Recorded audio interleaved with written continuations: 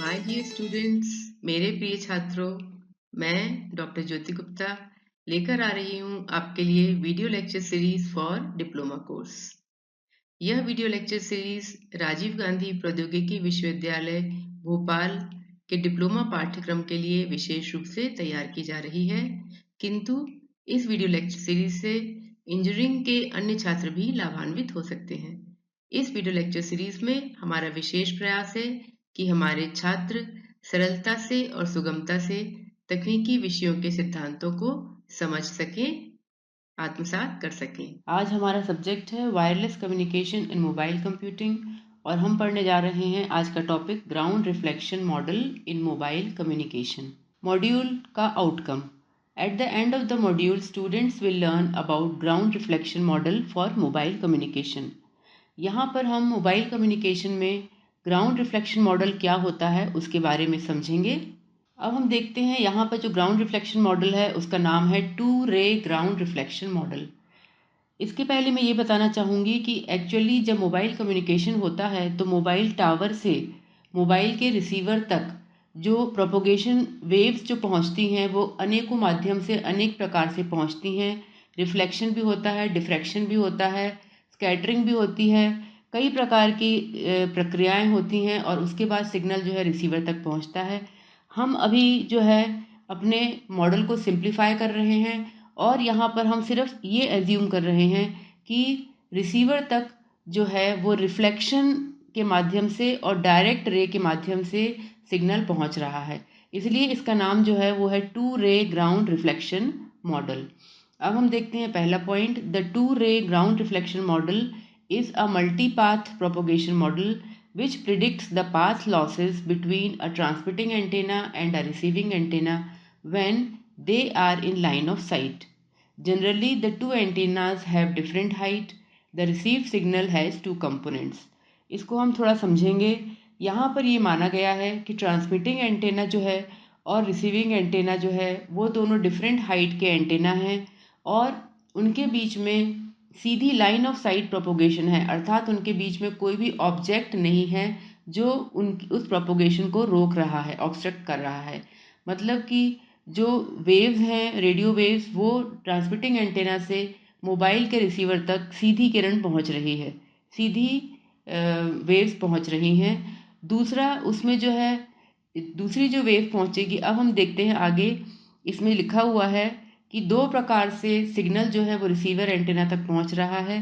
पहला कंपोनेंट कहलाता है द LOS कंपोनेंट, यानी कि लाइन ऑफ साइट कंपोनेंट, जो कि सीधी जो वेव्स हैं जो ट्रांसमिटिंग एंटेना से रिसीविंग एंटेना तक सीधी वेव्स पहुंच रही हैं, वो LOS कंपोनेंट कहलाता है। दूसरा कंपोनेंट है the NLOS reflection component, formed predominantly by a single ground reflected wave. दूसरा कंपोनेंट जो है वो ग्राउंड के रिफ्लेक्शन के द्वारा जो वेव है वो जो रिसीवर तक पहुंच रही है वो कंपोनेंट है। इसको हम NLOS अर्थात non line of site reflection component कहते हैं। ये एक सिंगल रिफ्लेक्टेड वेव है जो कि ट्रांसमिटिंग एंटेना से रिसीविंग एंटेना तक पहुंच रही है। अब हम देखेंगे कि ये दो कंपोनेंट्स जब पहुंचते हैं रिसीवर एंटेना पे तो क्या प्रभाव डालते हैं। यहाँ पर देखिए एक फिगर में बहुत अच्छे से समझाया गया है। यहाँ पर ट्रांसमिट एंटेना है, ट्रांसमीटर यहाँ पर दिया हुआ है जिसकी हाइट ज़्यादा है। दूसरे एंड पर रिसीवर एंटेना है जिसकी हाइट कम है। यहाँ हम देखते हैं कि एक डायरेक्ट लाइट जो है, जो एक्स रे पहुँच रही है, वो डायरेक्ट लाइन ऑफ साइट रे है और दूसरी जो रे है वो है रिफ्लेक्टेड रे, जो कि वाई और जेड को मिलाकर रिफ्लेक्टेड रे बनती है ना। रिफ्लेक्शन के नियमानुसार हम देखते हैं कि थीटा आई और थीटा आर जो है वो दोनों बराबर हैं, है ना, और जो एंटेना के बीच का डिस्टेंस है वो डी है। इस तरह से यहाँ पर हमने इस मॉडल का जो फिगर बनाया है वो आपको अच्छे से समझ में आ रहा होगा। अब हम इस मॉडल में जो पावर भेजने के बाद जो रिसीव पावर होता है वो इस मॉडल से कितना निकलता है ये हम पढ़ेंगे। अब हम देखते हैं 2 रे ग्राउंड रिफ्लेक्शन मॉडल का description. The distance d between transmitter antenna and receiver antenna is larger than the antenna Heights. यहाँ पर ये माना गया है कि जो दो एंटेना के बीच का डिस्टेंस है वो एंटेनास की हाइट को मिलाकर जो है उससे काफ़ी बहुत ज़्यादा है डिस्टेंस, और ये एक्चुअली होता भी है ऐसे ही, डिस्टेंस जो है वो ज़्यादा होते हैं। अगला पॉइंट है first ray is LOS signal और direct signal from transmitter antenna to receiver antenna is prominent, है ना। पहला जो सिग्नल लाइन ऑफ साइट है वो बहुत प्रोमिनेंट सिग्नल है, क्योंकि वो सीधा सीधा सिग्नल बिना किसी ऑब्स्ट्रक्शन के पहुंच रहा है, तो इसके कारण इसका जो है ये जो कंट्रीब्यूट करेगा रिसीव पावर में, इसका कंट्रीब्यूशन ज़्यादा होगा। दूसरा सिग्नल जो है सेकेंड रे इज NLOS सिग्नल और रिफ्लेक्टेड सिग्नल फ्रॉम ग्राउंड, ठीक है। तो दूसरा जो सिग्नल है वो NLOS सिग्नल है। आखिरी point, the two rays combine additively और subtractively depending on the phase of the two rays. अब दो किरणें, दो वेव्स जो पहुंचती हैं कहाँ पर, रिसीवर पर, एक सीधी किरण और एक रिफ्लेक्टेड किरण, उन दोनों का जब दोनों मिल आपस में कंबाइन होते हैं तो कभी एडिशन भी हो सकता है उनमें और सब्ट्रैक्शन भी हो सकता है। डिपेंड करेगा कि दोनों ही सिग्नल्स का, यानी कि डायरेक्ट सिग्नल और रिफ्लेक्टेड सिग्नल का फेज क्या है उसके ऊपर प्रभावित होगा, है ना, कि आखिर में जो रिजल्टेंट पावर रहेगा रिसीव्ड एंटेना पे वो कितना बनता है। अब हम इस मॉडल में देखिए आगे इसका थोड़ा मैथमेटिकल पढ़ते हैं, analysis, mathematical presentation of two ray ground model, है ना। फर्स्ट पॉइंट देखते हैं कि the model gives good approximation of received power for given condition. अब यहाँ पर एक कंडीशन लगाई गई है कि D is very very greater than 4 pi HR/HT divided by lambda. इस फॉर्मूले से डिस्टेंस जो है अगर बहुत ज़्यादा डिस्टेंस है ना, तो तब फिर ये जो इक्वेशन निकाला है नीचे वो बहुत ही ज़्यादा सही रिजल्ट देगा। सेकेंड पॉइंट है received power in what is given by. जो रिसीव्ड पावर है वॉट्स में उसको दिया जाता है, उसको एक एक्सप्रेशन लिखा हुआ है, यहाँ फॉर्मूला लिखा हुआ है। इस फॉर्मूले को हम पढ़ते हैं। PR मतलब कि received power is equal to PT मतलब transmitted power, PT into GR into GT HR square into HT square whole divided by D⁴, है ना। तो यहाँ हम देखते हैं कि जो न्यूमरेटर है ऊपर ऊपर जो है वो सारे जो फिगर्स हैं वो पावर को या सिग्नल को बढ़ाते हैं, और जो डिनोमिनेटर में डिस्टेंस लिखा है D वो जो है सिग्नल को बहुत घटाता है ना। तो पावर को बढ़ाने वाले सिग्नल क्या हैं, ट्रांसमिटेड पावर PT है, GR जो है वो रिसीवर एंटेना का गेन है, GT जो है वो ट्रांसमीटर एंटेना का गेन है, HT है जो वो ट्रांसमीटर एंटेना की हाइट है, HR जो है वो रिसीव एंटेना की हाइट है, और D जो है वो ट्रांसमिटिंग एंटेना और रिसीवर एंटेना के बीच का डिस्टेंस है ना। तो इस फॉर्मूले से जो है वो रिसीव पावर निकलता है। अब हम एक छोटा सा न्यूमेरिकल करेंगे और देखते हैं कि किस प्रकार से अपना रिजल्ट आता है। Numerical 1, find received power in watts using ground reflection model for given parameters. Parameters यहाँ दिए हुए हैं। ट्रांसमिटेड पावर PT जो है वो 10 वॉट्स दिया है, GR इंटू GT को हमने 100 ले लिया है ना। इसकी कोई यूनिट नहीं होगी क्योंकि ये गेन है, एंटेना का गेन है। फिर height of transmitting antenna 50 metres ले लेते हैं और height of receiver antenna 10 metres ले लेते हैं। डिस्टेंस जो है वो 200 मीटर यानी कि 2 किलोमीटर है। अब अगर हम ये सब वैल्यूज़ डालते हैं ऊपर के फॉर्मूले में तो सॉल्यूशन जो आएगा वो PR इज इक्वल टू 10 लिखा इंटू 100, GR इंटू GT लिखा इंटू 50 का स्क्वायर इंटू 10 का स्क्वायर डिवाइडेड बाय 2000⁴।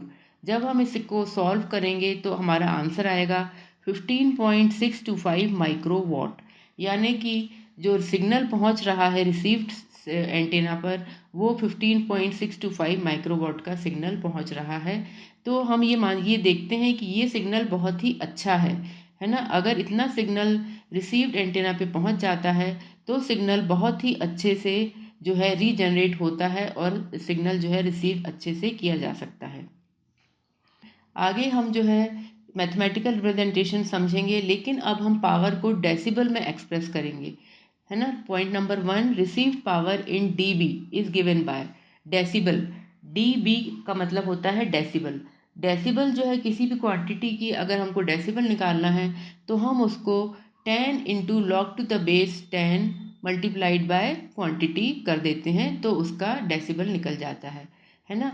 अब हम देखते हैं कि हमने यहाँ पर डेसिबल में रिसीव्ड पावर लिखा हुआ है PRDB इज इक्वल टू, सबसे पहले ट्रांसमिटेड पावर PT का डेसिबल निकालेंगे तो 10 log to the base 10 PT, फिर प्लस आ जाएगा। हम देखते हैं जब हमने लोगैरिथम में जब भी हम लॉग निकालते हैं तो जो मल्टीप्लिकेशन में जो क्वांटिटीज़ होती हैं वो प्लस हो जाती हैं और डिवीजन में जो क्वांटिटी होती हैं वो माइनस होती हैं। तो जो मल्टीप्लिकेशन में GRGT है तो यहाँ पर हमने इसको plus 10 log to the base 10 GRGT HR² HT² लिख दिया है ना। और उसके बाद फिर माइनस डिनोमिनेटर में D⁴ है तो यहाँ -40 log to the base 10 D आ गया है ना। तो इस तरह से ये इक्वेशन जो था, जो पिछला वाला इक्वेशन था जो पिछले पेज में हमने पढ़ा था, उसी इक्वेशन को हमने लॉग लगाकर जो है इस फॉर्म में ले आए हैं इक्वेशन को। अब हम एक न्यूमेरिकल सॉल्व करेंगे। Find received power in dB using ground reflection model for given parameters. Parameter हमने पिछले वाले सेम पैरामीटर्स लिए हैं। ट्रांसमिटेड पावर 10 वॉट है, GR इंटू GT 100 है, height of transmitting antenna 50 metre, height of receiver antenna 10 metre, distance between antennas is 2000 metres. ठीक है, अब सॉल्यूशन निकालते हैं हम। देखिए रिसीव्ड पावर dB में लिखा हमने 10, ये सबसे पहले हमने PT की जगह 10 लिख दिया तो 10 लॉग टू द बेस 10 आ गया, plus 10 log to the base 10। अब यहाँ पर हमने इस सब क्वांटिटीज़ को मल्टीप्लाई कर दिया है, GRGT HR² HT², तो यहाँ पर आ जाएगा 2500000000 है ना। इतनी बड़ी क्वांटिटी इसके अंदर है ब्रैकेट के अंदर।